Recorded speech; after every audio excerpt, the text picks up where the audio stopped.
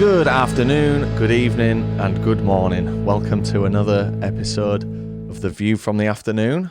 Hello. Hello. Seems like we're fortnightly now.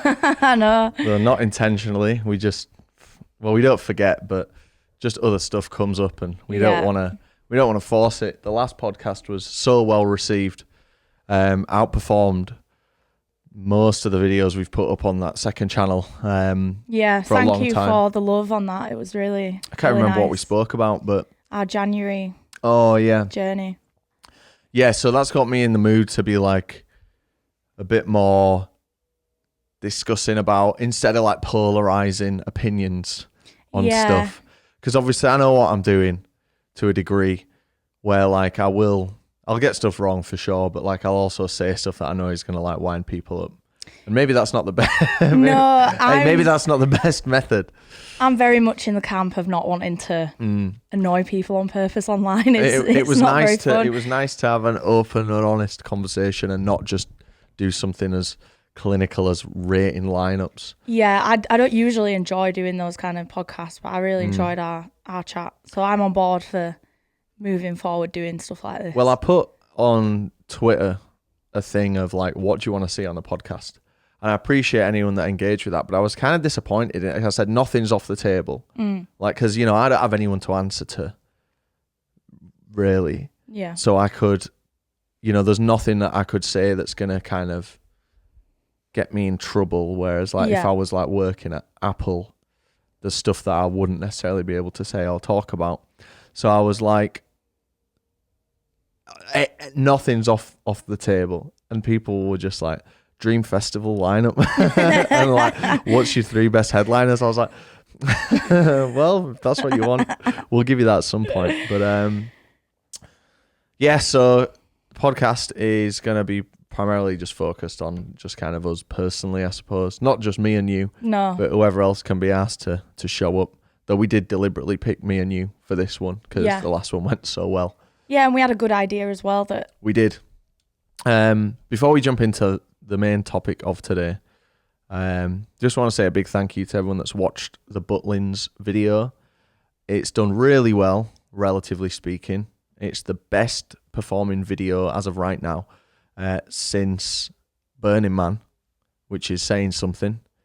Because we had a lot of stuff in between now and Burning Man, like Camp Flognor, and was Liam Gallagher Malta Weekender after Burning Man? And it was, the fast food video, kind of, I'm amazed that didn't do so well, but really feels good on the Butlins video. A lot of love for the editing in particular, which, I'm not in a rush, so I can take time and do a bit more editing. It was a great edit. I remember I was doing there's a bit where we're on the go-karts and it's like a Crash Team Racing overlay and there's a mini-map. And I wanted to make the mini-map accurate, so like the dots represent where each person on the race is. And I was putting in the time and effort to do that. And I was thinking, no one's going to notice this. If one person notices, then it will have been worth it. Yeah. Because they'll nerd out with me. And they did, someone noticed. So I love doing an edit like that because, it does get a bit boring in the summer where it's like, right, I've got 2 days to get this video fully polished and signed off. Whereas this time it was like, I'm going to do a bit today and maybe then play some Red Dead. Yeah. And then the remix was hilarious. When I first watched that, I was like, oh my God, because you've distorted my face to such a degree. And I kept watching, I was like, what the fuck is going on here? But it was so funny. Yeah, people were pretty happy with it. The did really well, and looking forward to producing more non-festival content, though I guess you could kind of say that was a bit of a festival. But in very loose terms. Not intentionally, but Hospitality were happy with it by the looks of it. They commented on the video. A few of the artists that was on the lineup commented on the video. Headex followed me, which is cool. That is cool. Because I do really like Headex. Do you think he followed you from the Butlins video? Because he wasn't there. Yeah, but his MC was, and I think I said something about that in there. But I don't know, maybe. But I mean, we've seen Headex a few times, and I really rate him, and I'm a fan of his work. So I was very pleased to see that pop up. Yeah, cool. So we wanted to talk today about employment history and this is something I've wanted to talk about for a very long time, because I feel like I've got loads of great like retail anecdotes. But we thought for this first one, we'd keep it a little bit focused on specifically our experience working in fast food. We just did the fast food video, and when we were making that and we were complaining about some of the stuff, you know, we were both kind of thinking like, oh, I hope people don't think that we're like being a Karen about it and not respecting like the workers in fast food, because it's brutal. So we made sure to say in the fast food video, like quite early on, like we've both worked in fast food. We, you know, just to kind of level that playing field and say we're not kind of looking down or dissing anyone, or Karening, as you say. We're just, you know, if anything, we've got the experience to actually call stuff out better. Yeah. So this is mostly going to be your story, Mary, because mine's very brief. In fast food, I didn't last very long. So I don't know, where should we start? Seeing as though yours is more brief than mine, should we start with yours? But we can intersplice as we go. So yeah, where did you work? So my fast food experience was a short-lived one at a restaurant that some of you might know, called Spud You Like, which is a jacket potato restaurant, if you can call it a restaurant. And I don't really know where I was in my life at the time or why I even entertained this job. I was at university, and which is strange. Yeah, this is the strange thing. So I was at university at the time, and I was in my first year, I think. And I'm not saying this to like be a martyr or anything, but like I was one of the only people in my uni that like didn't get any financial help from the family. Yeah. Which is good. I think it helped me become who I am in a way. But you know, when house deposits were due, people were just texting their parents and getting the house deposit off the parents or this, that, and the other. And you know, I was getting help from the system. Yeah. With you know, student grants, and because we were low income, we got like a good amount. Pretty much the maximum of the maintenance grants. I'm not saying that I didn't get some free money out of the system, but like I ended up with less than most people in my circle, in my flat and in my like community, if you will. Yeah. So I needed a job basically, and now it's super, super common for people at uni to have a job. Like when I worked at Apple, like half the people there are at uni, but back then, like you were kind of either at uni or you were working. There was nowhere near as much crossover. The only person that worked in our flat was Chris Polton. Oh, good old Chris. He would go back every weekend to work. And I think some of the guys did flex in and out of some jobs. But most people I knew and hung around with, instead of working, they were at uni. And that was how it went. So getting a job at uni was kind of, I didn't really want to do it, but I just had to because I needed a bit of cash. Yeah. So this isn't my first job, and it's certainly not my most interesting job, but we're just going to keep it on the food topic. I do want to go into more in depth about specific jobs I've had, if you'd indulge me. So let me know if you want to see that, because I think I've got a lot to say, would you believe? So I don't understand why, because you're at Manchester. Why would you get a job in Leeds in a White Rose? So yeah, it was in the White Rose shopping centre in Leeds, somewhere where I had 2 further jobs after that. But I think it was in the holidays when I got the job. Right. I think I got the job in some kind of holiday or break from uni. And then when I went back to uni, I kept commuting back up. God, that's so much effort for I know, yeah. So the job was in the White Rose, as I mentioned, and it was for Spud You Like jacket potato thing. So it's fast food. For anyone who doesn't know, I don't think the company exists anymore. I think there's a similar stuff out there. But it's basically like a fast food jacket potato. You can choose your toppings. You know, it don't get, there's no really to explain, but I hated it. I was really, really self-conscious at the time of my weight. It took me a long time to come to terms with like being skinny. Yeah. Which is weird because literally who cares? But it did at the time. I remember the time where I kind of got over that was at Benicassim in 2016, where I went on the beach in the shorts with the flames on. Yeah. And I even put an Instagram up like with no shirt off. And that's like the turning point where I was like, no one cares. Why do I care? But the reason I bring that up is because I had to wear a uniform, of course. And God, I fucking hate having to wear a uniform. And it was a red polo shirt, short sleeves. So I was super uncomfortable all day wearing this polo. And I also had to wear a cap. Now, I love caps, but I can't really style them out very well. I've got about 20 caps in a collection because I like buying them. I like them as an item. Yeah. But I just can't really pull them off. You'll see me wear one every now and again when I'm feeling like I can get away with it. But generally, I just haven't found my way to work with a cap.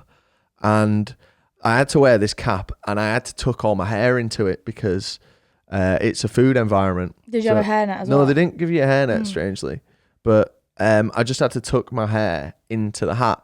So it made my ears stick out. You know, it looked stupid, kind of like, I mean, you can imagine. Yeah. But so I was very self-conscious and there was a woman in charge. I can't remember her name, but she was strict but nice enough. Yeah. And then she was like the manager. And then there was two like mid-level managers.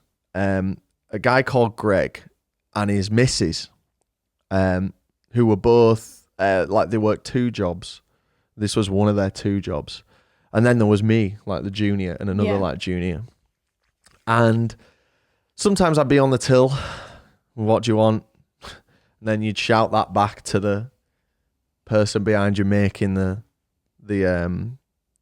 potato. and you know, I'd feel so self-conscious on this till. Like my first time using a till, like I love retail. Yeah. Absolutely love front-facing customer service retail. I love it. But like this was my first foray into like face-to-face using a till, transacting. Yeah. And I just hated it and I felt so self-conscious and so uncomfortable. Because you're not scanning either. Like if you're in another retail environment, you can scan. But on a fast food till, there's so many different options. That's it. Someone's talking at you and it's, bad. And you know, you got to fill the drink up. So like, and you know what it's like using those post-mix machines because you fill it up, but then it like settles and it's like way lower than it. So you got to do that while using the till. Don't get your hand sticky on the thing, blah, blah, blah. So I'd always try and be in the kitchen in the back. And it had a window through to it. You know, it wasn't like super in the back. It was just like, you know, a bit behind the till. And there was a few different jobs that I had to do in the kitchen. So the main job was making the tatey. And I was terrible at this. And Greg, the prick, he would like show me how to cut the jacket and like and I just couldn't do it. Yeah. I just couldn't get to grips with it. And he would go like, no, it's easy. And I just couldn't do it at all. And the most popular one was called a bean and cheese, you'd say. Which is short for bean and cheese. I can't believe this short. Well, time is money in this industry, Mary. And so it was just beans and cheese on top. Really? And I just couldn't get it, man.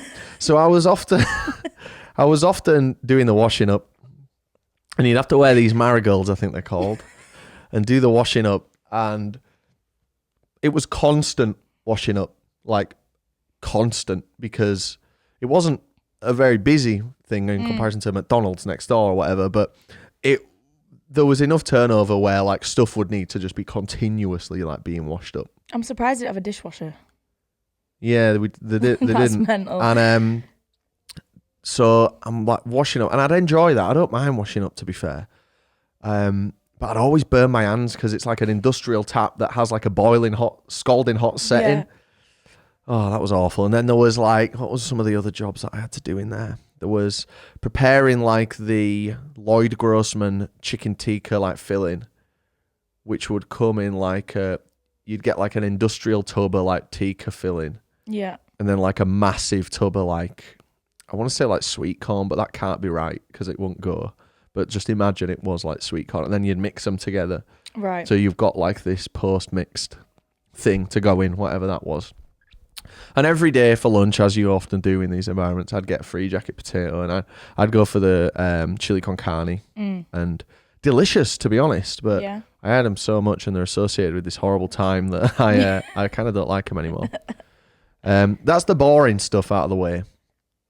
Shall I carry on with the slightly more interesting bit where I ended up leaving? Yeah. Or do you want to jump in? No, it's probably better to do it like that. So I had Download Festival booked, 2011, maybe 2012, Download Festival booked when I started this job. But I didn't tell them in the interview because I didn't want it to work against me. Right. Big mistake, that. So I had anxiety for like 2 weeks. I was like, I need to tell him. And I basically lied to the manager. And I said, I got this bought as like a surprise present. Right. And she was like, okay, no worries. Like, we'll have to see what we can do, but it'll probably be fine. So there's already that kind of, probably is not a guarantee. Yeah. So I was already thinking like, what do I do? And then we'll talk a bit more about Greg, the manager, the other manager, because he was the most patronizing, arrogant and rude dickhead, that one of the most unpleasant people that I've ever worked with. Yeah. And he was just really patronizing. And there was one time where like we had to get something out of his car. So like he needed help with something out of his car. And he's pulled his car around to like the goods entrance. And it's like, this is 2012. And this is like maybe a 2005 Ford Focus that he's got. A shit heap. Yeah. Right? And not that there's anything wrong with that, but it's not like a brand new E-Class Merc. Yeah. So I get whatever out of his car, I'm helping him lift it, and I close the door, and he like shouts at me for slamming his car door. Oh. He's like, this is not an old car. I don't know how you treat your car, but this is not an old car. Treat this with respect. I'm thinking, right, well, first of all, like this sounds weird, but I have the utmost respect for cars. Yeah. Like I live and breathe cars. Yeah. Aside from driving them. And there's no way I would have slammed this door. No. Like I don't slam car doors. I didn't on Dad's. I don't in taxis. Yeah. I always make sure, if someone slams the door, it makes me cringe. Yeah. So I knew I didn't. So I had this little argument with him. And he was very like authoritative. And I just really didn't get on with him. And then one night we were doing like the close down, like after you've put the shutters down. Yeah. And you've got to like clean everything, wipe everything, obviously. And I just couldn't do it without leaving streaks. Just couldn't ever do it without leaving streaks. So I do it, and he's like, no. And he does what looks like exactly the same thing, and there's no streaks, and it's like super annoying. So he was like, don't worry about it. Like, I'll do it now, and then we'll get it honed in another time. And I was like, oh, no worries, thanks, mate. And he turns around to me and he goes, what? So I'm going to add a bit of dramatization to it, but like it was an intense thing that happened. He was like, what? And I was like, oh, just saying thanks for that, mate. And he's like, I'm not your mate. He's like, I'm your superior. Oh. And then the conversation, I didn't really know what to say, but the conversation like continued. And I just was like, what the fuck are you on about? And a very uncharacteristic thing for me to do, I told him to fuck off. And I walked out and I never went back. Good. What a prick. But he was a real prick, a hard-working guy for sure, but just a dickhead. Like, could you imagine saying that to someone? It's not like we're in the army. No. And it's clear to me that like it's all about power for him, and maybe he don't feel like he's got much power in his life, and he can have a bit of power over you, like a young yeah, I mean, that was, I was a timid young blank canvas trainee fast food worker. Yeah. And I'm trying my best. Yeah. And I'm super out of my comfort zone, and you're calling me up on saying mate. it's someone that's deeply unhappy in their life, I think, to want to treat somebody like that. Yeah, it was pretty whack. There was one time where I served someone I knew from school, and that was super embarrassing for me. And yeah, I mean, it was shit. Yeah. And it's my only experience working in food, or I mean, fast food, I suppose. Yeah. And you know, some people love it. Like Ben Phillips has worked in, not in fast food, but he's worked in I don't want to call it fast food, but that's what it is. You know, that's where Ben's been. Ben's like, and as long as Ben's got that kind of protection of it's food, but it's not fast, then he's quite happy to say that he actually really enjoyed working in those environments. But for me, I just couldn't do it, and I'm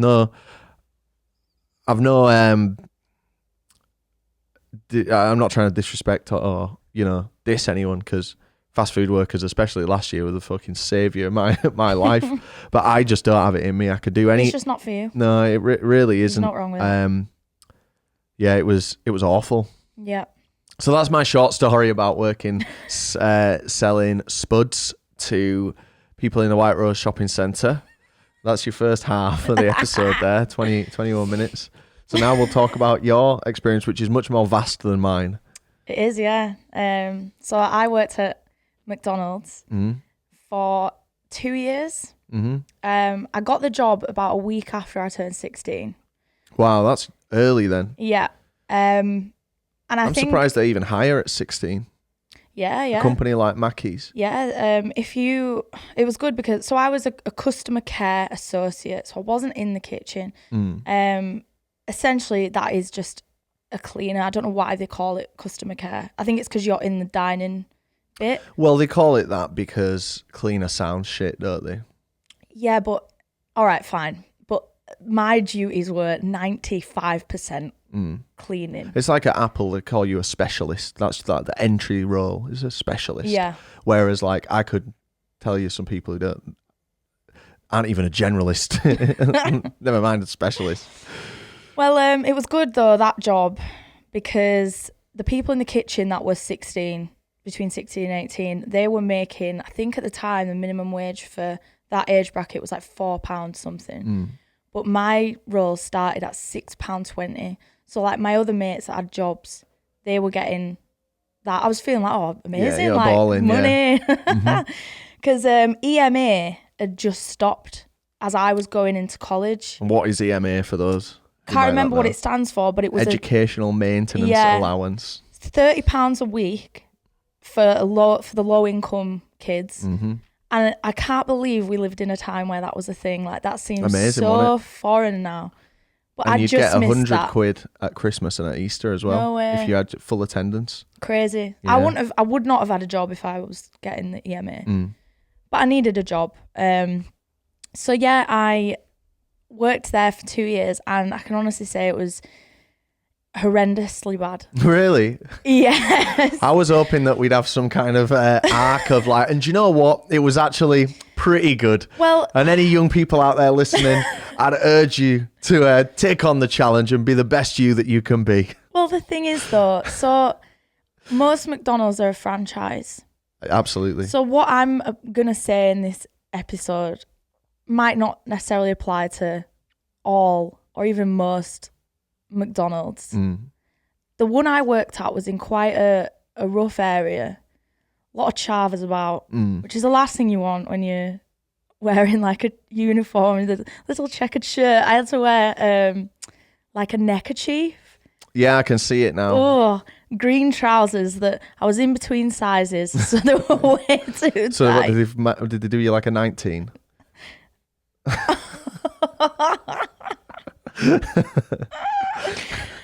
Thank you. So I'm funny. So Dad, I used to do a shift. I used to work 2 shifts a week. Sundays from 2 p.m. till 11 p.m. and the same on Wednesdays. And Dad would drive me to work on the Sunday, and getting in the car and driving there, it was like such a feeling of intense dread. Like, I hate this. I feel so uncomfortable. I worked with a lot of older people, like in the kitchen. I'd say like typically between like 30 and 40. And mostly men. But you weren't in the kitchen, I thought. No, but I'm still like seeing them. And yeah. My mop bucket, I had to go through the kitchen to fill that up for the back of the thing. And she vowed to never use a mop in her life again. I actually haven't. I can believe it. I can't mop either. That's really hard to do properly. Yeah, I mean, I got shouted at a few times. I've got some good experience mopping, but we'll tell that's a story for another time. But the guys I worked with, like at the time I thought, oh, they think I'm like cool, like they respect me. Just sexual harassment. At the time, being like a young, naive 16, 17-year-old, I didn't really think it was that bad. But when I look back through the lens of a 29-year-old woman, you know, when I'm going past them in the tight kitchen to sort my mop bucket out, just slapping my ass. You're joking? No, I'm not kidding. Fucking hell. It was bad, but I kind of thought, oh, they're older. That's kind of cool. Do you know what I mean? I didn't care at the time. Jesus Christ. But I would care now. And it's disgusting. But try to think. So my main duties were like mopping the floor in the dining area, cleaning the tables, getting rid of like the rubbish left on the tables. But the worst part was the bathrooms. Because I had to clean them. And people just don't have any respect for the McDonald's bathroom. For me, like, you having to clean stuff off the table is disrespectful enough. Yeah, like, like clear it's your so own easy things to away. just put your own shit in the bin. In it. I hate when someone says like, someone's paid to do it. I know, it's such a bad attitude. That, and you know, there's people close to me that have said that many times, and I just think, so why elect to make someone else's life a bit harder just because they're getting paid? I know. It's not like if you do clean your things away, they're just stood doing nothing. There's a multitude of other things that need doing. But as we're gonna learn. Yeah. Well, something really uncomfortable as like a young girl, when you're cleaning the bathrooms, you obviously have to go into the men's. And I didn't know if I opened the door, is there going to be a man stood there with just like knob out? You know what I mean? It's really awkward. Or if there's likelihood that there is going to be a man stood there with his knob out. Yeah. He's in the toilet. And he's, fair enough. But I don't want anything to do with that. Don't they cordon them off? No, well they didn't. Not in mine. I'm sure I've seen it before where like it's just temporarily out of use. And they just open the disabled one. I've seen that, but not in mine. So I could be in there already, and then someone comes in and smacks your ass. It's not a nice kind of experience, but there was one time where somebody had literally smeared shit all over the walls in the men's toilets, of course. Classic us. Classic men. I had to clean that up. That was a hard moment in my life. That does sound. It was really bad. Yeah, humbling. Trying to think. My manager hated me because I wasn't very good at the cleaning aspect of that job. And I didn't like talking to people. What was the interview like? Do you remember? It was at a different branch, and I really got on with the person who interviewed me, but they weren't employing me. Like they didn't work at the McDonald's I worked at. And it was all quite positive, but did you interview specifically for the customer care one? Yeah. Cool.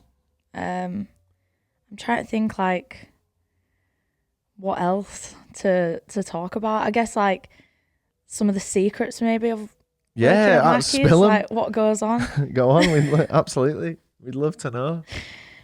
So yeah, this might not apply if you work at McDonald's and think, what is she talking about? Stormzy's sweating now, isn't he? Probably like something that'd shock a lot of people is the amount of waste and it's quite disgusting. If an order gets made wrong, but it's still like a perfectly good, food item, just straight in the bin. Really? Yeah, straight in the bin. Like not even the staff can eat it. They're not allowed to? No. It's classed as like theft. Oh, Jesus. I know, it's mental. But there'd be like a big waste bin and every day it'd just be full. And that's just so infuriating. I don't know if they'll still do that because I feel like people are a lot more conscious of of waste and the environment and that kind of thing. What else? I hate that kind of, we have to destroy it. I know. Like, so that there's off camera, there's a MacBook Air poster in the living room because it's me. And that's from an Apple retail store. So if you go in and you look on the sides of the wall, it's all very beautiful and they've got like them up. And there's been some really good ones of those in the past. And that one's not from the Trinity Leeds store where I worked. I sourced that completely independent of any connection with my Apple store that I worked in. Right. But me and the guy who was in charge of like looking after the standards of the store, who is a good mate of mine, and I've got a lot of time for him. But he had to destroy all these things when they're coming off seasonally, like these lovely big, like high quality prints of like an iPhone or something, and just got to cut them up. And I'd be in the room often when it was getting done, and we'd both be like, "This is a shame, innit?" Yeah, God forbid that you get some. But you just got to do it, you know. So I've no idea how that one made it out of a store, because it's taken very, very seriously. Yeah. But somehow I've ended up with one. It's lovely. It was on. Yeah, it's nice, isn't it? It's the M2 MacBook Air. That it's. I think I got it on Depop. It was on Depop or eBay. I was like, no way someone got one of them. Yeah. Good for when I've eventually got my on-site Apple museum. Up. Anyway, sorry to digress. No, it's fine. So they throw all the food in the bin and you're not allowed to keep it. Yeah. What else? So, something potentially maybe interesting. Right. Probably not at all.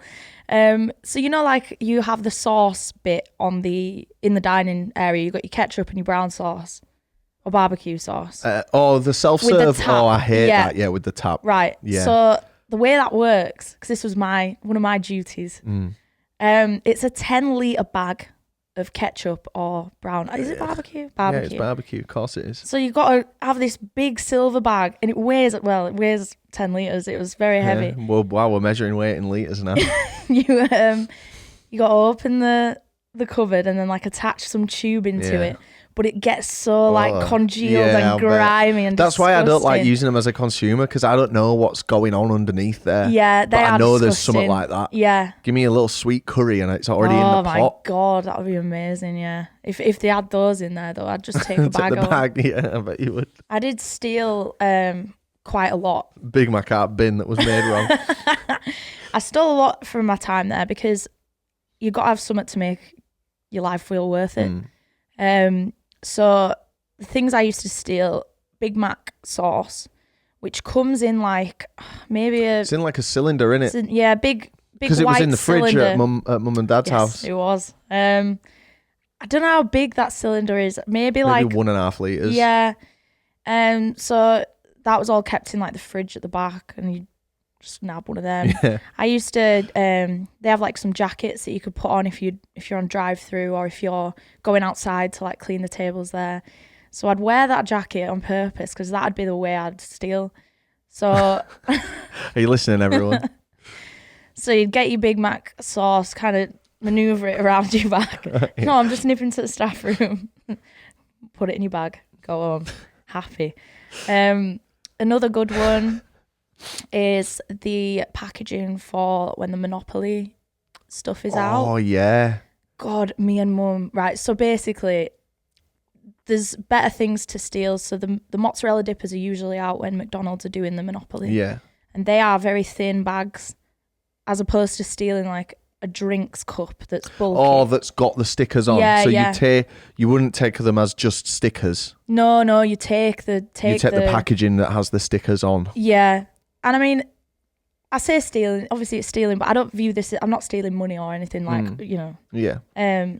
It's like when I ordered in my eyes. I ordered on eBay in 2017 like 1,000 coffee stickers from McDonald's. Yeah. And you just buy one coffee. It comes with the little card. Yeah. You pull the card off, fill it up, and every morning for like a year, I went into Mackey's on on Briggate, and the same 3 people continuously serving me. Hello, can I have my free coffee? And they don't even think twice about it. No. And they certainly wouldn't give a fuck. But it's stealing like that, you know. And do you know what? It's a massive, horrible, big corporation. I know. So take what you can get from them. Exactly. I wouldn't do this if I working at like sweet old Pam's Cafe down the road. Yeah. Fuck Mackey's. Yeah, absolutely. So, yeah, I would grab like, I don't know, maybe 50 of those at a time, put them in my drive-through coat pocket, take them home. So I'd finish work at 11. I'd get home. Me and Mum would have a right time. I remember you on Florent living room peeling stickers. And it's not like if I would have won an actual prize, like, you know, a laptop 100 grand or whatever. Something a physical item from the... Like a Big Mac or a milkshake. No, like if you get 3 of the same, you win. Oh, like a flagship, a big win. Yeah, I could never have claimed that. Like, not even your family can claim if you win and you work at McDonald's. Oh, really? Yeah, the only reason I was doing this was for like the Big Macs or the 6 nuggets. Yeah. And it was just a little bit of fun, like doing a scratch card. Suck the laptop. I want the nuggets. Yeah, that was good. A really good thing actually about working there was staff discount. So you get a little card, and at the time, for an extra value meal, it was £1.99, which is like 6 nuggets, medium fries, and a drink in it. Yeah, or like a Big Mac meal. Yeah, it's a good. It used to be a good value even without the staff discount. Did an extra value meal like that was a good deal as a consumer. It was about £5. No, nowhere near. It was like $3.79 or something. Not back then. Mackey's didn't start doing shit for like about £5 until like significantly later. Mackey's used to be cheap. It did, but £3.79 for a Big Mac meal is not. Maybe back in like the early 2000s. Certainly for extra value meals, £1/4 maybe, and 6 chicken nuggets. It definitely was, because I used to get them quite often. Well, this was, what year? 2012? No. Yeah, 2012. So maybe you're right, but the promotional items, like a big tasty meal, that'd be £2.29. So that was really good. And I actually got you a discount card. For my birthday. Yeah, so somebody at work had I still remember the name on it, the first name. Yeah. someone had left the store, and you got your card sent to the store. Every year they sent you a new one. And this guy had left, and his card was there. And it's a card, but it's not like a bank card or something. Yeah, like it's like an ID card. It's just like, it doesn't have the picture on or anything like that. It's literally just McDonald's employee discount. Changes colour every year. Nothing to scan, like nothing like that. So I was like, I'll get that for Rob. Yeah. Yeah. It was brilliant. Yeah. I used it all the time. And what was really funny is I'd use it for the extra value meals, but you could get more than one, I think. Yeah, you could do it for like a friend. Like if I was with someone, they would also have my discount. We'd go to, when we'd go out back in the day, like 2012, as you say, and we'd go to Dry Dock and Cockpit. And then we'd go to Mackey's, and like before I'd go in, I'd be like, right, you need to call me, let's just say Alex. Yeah. Like, you need to call me Alex. So we go in and I'd be like, Alex, what you having? And I'd be like, oh, I'm going to have, and really try and sell the thing. Yeah. And it was good. It was, probably an easy present for you to give me because you didn't have to spend any money, but it ended up actually being it was probably the best most value present I've ever had.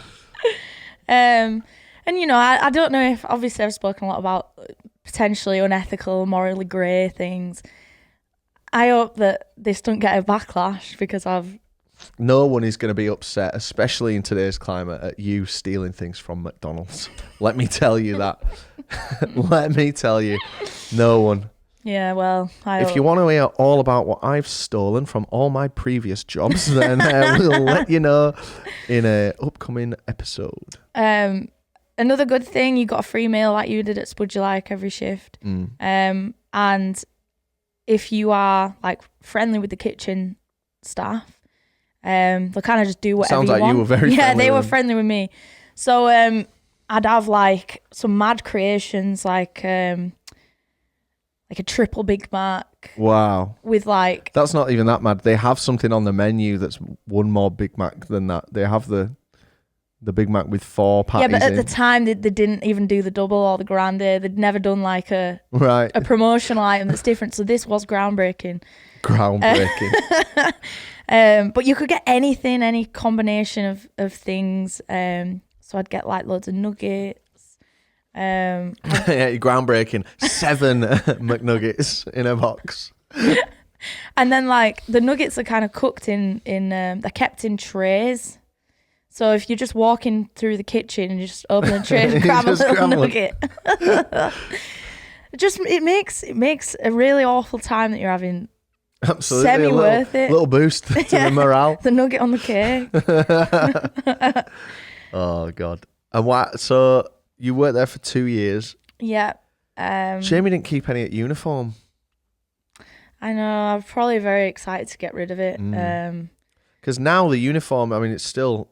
I don't think it's particularly nice, but it's designed by like a high fashion designer. I forget who, but I mean, they clearly didn't do a very good job, but I thought that was kind of cool. Oh, it's cool, yeah. I'm trying to think. Have you seen that Japanese DS game for the McDonald's? No. So in Japan they trialed DSIs for the staff to like train them. So there's like a game where it's like only for Mackey's employees and you need to like have a Mackey's login to get into it. And it's just basically like doing the fries and doing the burgers and stuff. But it teaches you all the steps on the DS. That's cool. I'd like to play that. You can play it on an emulator. You won't get a cartridge for it because it's so rare. Yeah, and you'd need a Japanese DSi. Or it's DS Lite. cool. Yeah. Really cool. I don't know what else to say. I feel like I've probably got loads more things, but I mean, if only you'd have had 2 weeks' notice and could have written something down. But I'm not going to sit here and read from notes. I mean, you don't have to. The conversation is organic. As I say, this I've wanted to talk about my employment history for ages because when I was in conventional work, it was the number one question that I got all the time. What do you do for work?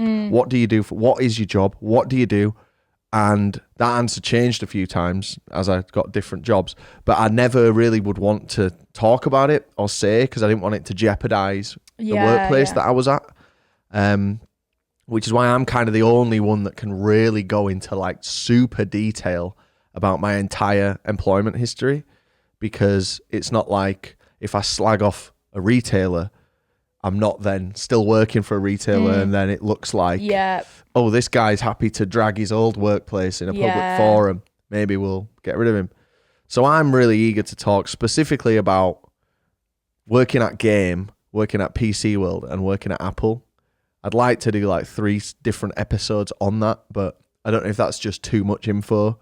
But I've got some great stories about like funny customers, dumb Karen moments, little like staff hacks, our new favorite segment called Stuff I've Nicked.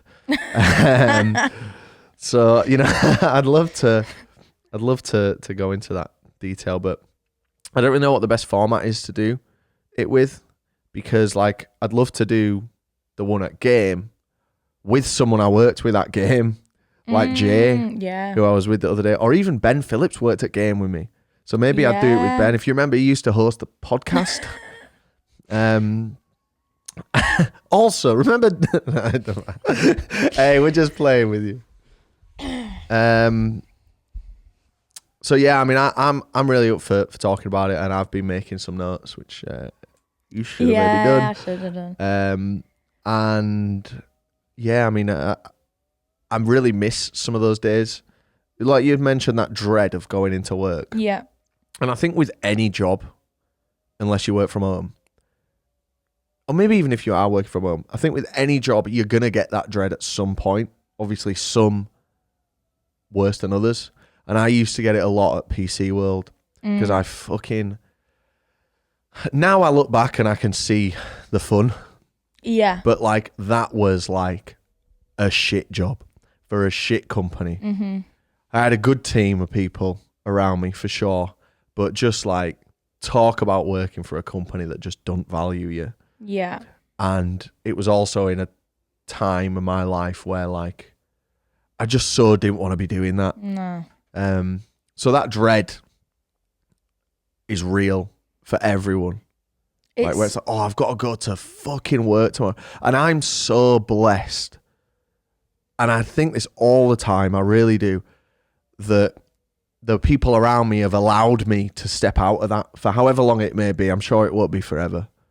But, you know, it's such a blessing. Like a freedom.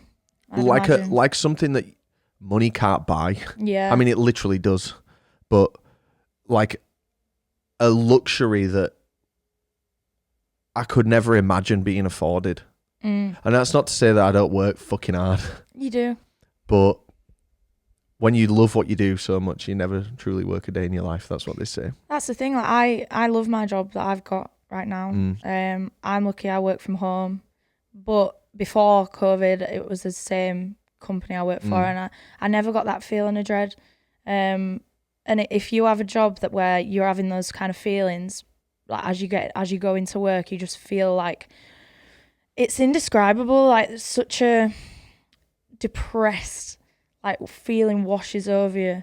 I mean, try and get out of it and look for something else. When I took this jump into full-time YouTube, I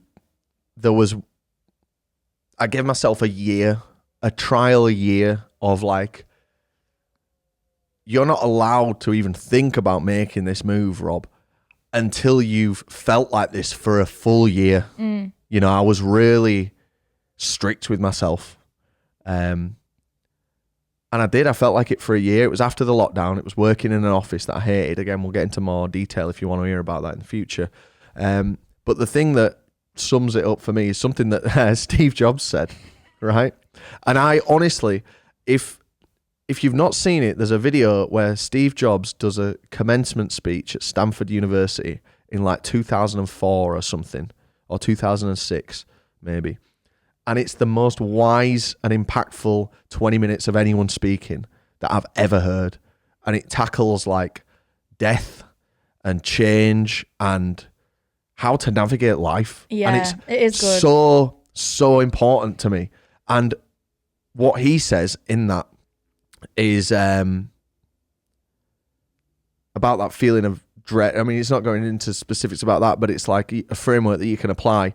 And it's like every day when I get up and I see myself in the mirror, I ask myself, probably hypothetically, like, do I want to do what I'm about to do today? And if the answer's no for too many days in a row, then something needs to change. Yeah. And I love that. And it's even like builds in like the for too many days in a row. So it gives you that freedom of like how many days in a row is too many for you. And I really urge anyone who's feeling like they're in a place that they can't get out of to just explore. I mean, I don't know what necessarily my advice is. I've been incredibly lucky, mixed with relentless hard work and focus, but with a hell of a lot of luck, to do a job that I truly love. And you really like your job, as you say. Yeah. My job is a very normal job. It's not like I'm, doing something mental. But I guess, I don't know how to say it. Like if you are feeling, like Steve says, if you're feeling this way for so long, like what's the point of life if every day that's how you feel? And it's so easy to say, innit? It is, but it's not like you have to leave your job and go on to something like way better, even doing like a side step or even a backward step in terms of like career progression. The most important thing is being happy. Like I went to uni to do, my plan was to be a forensic analyst, like crime scene type stuff. Watch his Dexter once. No, I'm super passionate and interested in that. And I got my master's in it and everything. And then halfway through our master's, I realised like while I was working from home, I thought, but if I go into this field, I'll never work from home. And I'll, what's more important? Having like a job that's chill and nice and, you do you know what I mean? Or like doing this. I don't know if I phrased that right. Well, you've got to think though about like all the other options that's opened up for you by not choosing that route. Do you know what I mean? Like, so if you'd have chosen like the more professional, like respect, not that you're doing a disrespectful work, but you know what I mean? Like the doctor or whatever fucking thing you could have gone on to do. Like, yeah, great. But like, you wouldn't have been to Coachella twice. Do you know what I mean? Exactly. And the problem is, everyone just quantifies stuff financially. And no one, well, not no one, but like far too many people focus on the money. Yeah. And because of that, far too many people focus on career progression, which I'm not saying is a bad thing to do. And if that's your bag, like, kill it. But I remember when I got into my last job at Apple, my last role at Apple, that job was everything I wanted. And people would ask you, every few months, like leadership, like, so what's next? Like, what's your next challenge? And I'd always say, like, get comfortable being comfortable. Like, I'm totally cool. Yeah. I've got enough time. I love my job. I love the company I work for.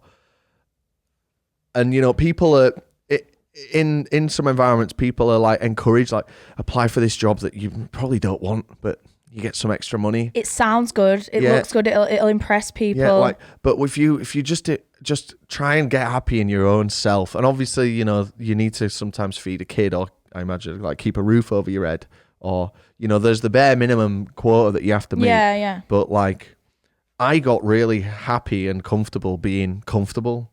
Yeah. There was a time where my direct promotion job came available twice, and I didn't bother going for it. I was like, I don't need the stress of the interview. Yeah. I don't need the money. I wasn't earning a lot of money. I was on the average salary in the UK.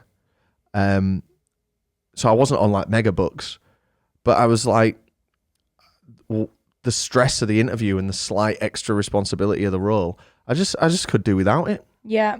I'm the exact same. And I just got happy, like, until I wasn't.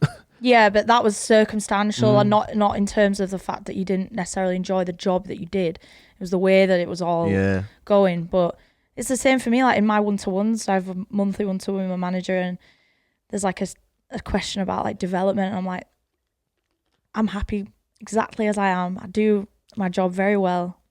Just leave me be. And she's like cool with it. She's like, yeah. With our one-to-ones, when we was at Apple, I'll talk a tiny bit about my most recent experience with one-to-ones. And it's really weird because the role that me and the rest of my little team had was nothing like any other role in that retail store. It was like an office role, but working out of a retail unit in an office, not customer facing. So when you'd have your one-to-ones, it's done with a manager who potentially has zero idea what your job is, how it works, what tools you use, what an average day in your job looks like.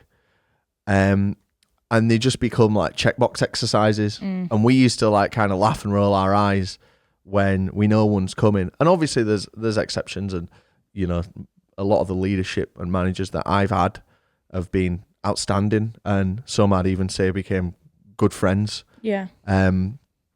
But sometimes it's just, why are we doing this?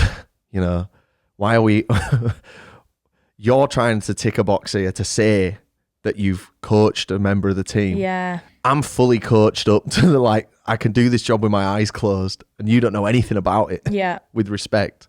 I'll happily teach you about it and tell you how it works. But and it just becomes just busy work. It's corporate bullshit. Yeah. And corporate bullshit is the flavor of that place. Yeah. But yeah, there was no corporate bullshit at Spud You Like, just Just a wanker. Yeah. But what I would say to round off my McDonald's experience, obviously it was bad, but looking back, sorry, am I? No, there's something I want to try and find. Okay. Looking back, it was invaluable, like growth experience for me as a 16-year-old. It taught me what I wanted in life, in a sense, because I knew that I definitely didn't want this. Does that make sense? Absolutely. And I did learn a lot, and I was put so far out of my comfort zone, which is always a good thing, because if you're never out your comfort zone, then you're never gonna grow. So I look back and I'm glad that I did it, but I would never ever want to do that particular job again. I think it's a good rite of passage for Yeah. everyone. And some people find that they really like it and they go on to be, you see these pictures on like Twitter and it's like someone's name badge over the years at McDonald's and they started out as like whatever the entry thing is and now they're like a regional manager. Have you ever seen those? I have, yeah. And I love that. But I think it should be like you have to join the army and fight. It should be like that. Yeah, and those people really truly deserve it. I mean, that's the thing. Like, not everyone would hate the job I had. I think the circumstances in that particular branch was bad, but there was a woman that trained me, Tina. She was in maybe her 60s. She'd worked there for like 20 years.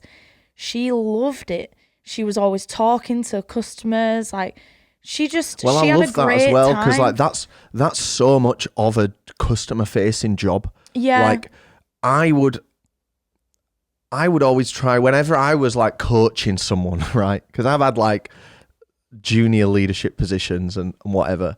And I used to, before the channel got to a certain size, I used to love like serving customers. Yeah. When there was no chance they'd recognize me, I used to live for it.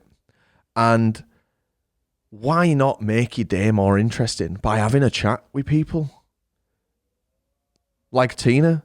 Yeah, well, that's the thing. And if you're built that way, then great. But if you are a massive introvert like me, well, you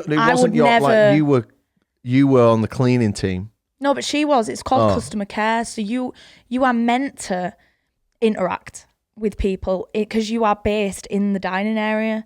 But I never did. Well, let's say I'm drawing my examples from proper like consumer retail, where you've signed up to serve customers and speak to customers, if you get me. Yeah. But some people in those roles will hate their day and not do anything to make it more interesting or engaging. Like when I was working at PC World, someone's buying a computer, that's a big deal for them. You don't buy a computer every day. That was like I still remember getting my first laptop. Like, make their experience memorable for them. But some people just didn't. Some people would just be miserable. And it's just a self-serving cycle of, I'm not going to put any energy into making this positive. So I'm then going to continue to hate it. Yeah, and you get positive feedback from them and then you feel better. It's a loop. It's a positive or negative loop. Yeah, when I worked at New Look, I much more enjoyed selling clothes than cleaning bogs. Well, it certainly helps if you're interested in the thing. And I'd love like... Because you're not really interested in McDonald's, are you? No, I barely eat there. But like if there's a customer that's like somewhat nice, I would love going out of my way to help them. And it does make you feel... Absolutely. good. Yeah. Like it is like a positive loop. Well, we're going to the gym now. It's the upper body day. I've moved on to the 7 kilogram weights now, and they're fucking well heavy. What else have you been up to? Any other business for the last 5 minutes? Shit. As you can see, we're in the Depop warehouse at the minute. I've been selling all my possessions on Depop. Yeah, I need to join. I've got about 6 pairs of docks I need to sell, and you get a pretty penny for them. Well, I just put 5 pairs of Vans up today, and 4 pairs are identical. Standard skate high Vans. And I took the photo. Like, it's annoying because you have to accurately represent what you're selling. Yeah. So I had to just take like sets of pictures for like the same pair of shoes like 4 times. And then one of them I realized, oh, this is 2 lefts. Oh, no. So because there's 10 of these shoes in total. So it was quite hard to get them all. Well, if I were to give you a cut of my like profits, could I just bring some stuff round? Oh, I wouldn't need a cut. I'd do it. It's fine. There's no. But that's a lot of effort for you. Not really, and I've got time. I mean, I'll take the photos like of the docs and that, and I can bring them around next time we do a podcast. Yeah, I have no issue with that. Thank you, because you've got the nice Tesco with the. You can just. Well, it's over there, but there's no issue doing that. They've made it as easy as possible. You'd have to be a real lazy oaf to not be willing to do that. So I have no problem with that.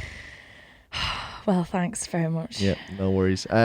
Folks listening and watching, thanks so much once again for tuning in, and thanks for the love we've received so far in 2025. I look forward to fucking that up somehow. Maybe with a podcast about stealing. Maybe, yeah.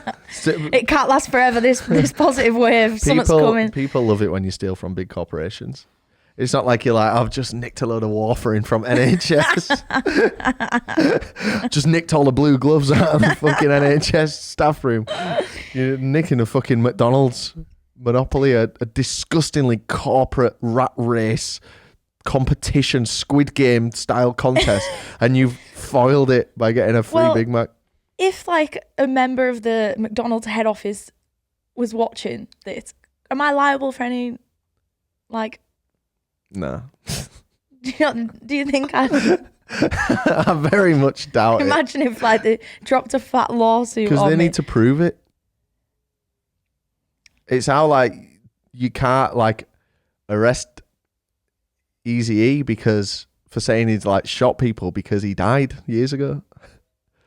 Okay. No, but what I mean is like, you know, it's how like rap lyrics are very seldom used in the court case because you can say something but it doesn't mean you've actually done it, and you were just joking about that. Yeah, I didn't. It's all alleged. Yeah. Okay, well, we'll leave it there. Let me know what you want to hear from us on this pod. Let me know who you want us to speak to. You're in control. Just don't ask us for like festival lineups because we have done 6 of them in the last 3 months. So, but yeah, keep the feedback coming, and we'll love you and leave you. Time to go lift some weights. Yep. Thank you. Cheers. Bye-bye. Bye.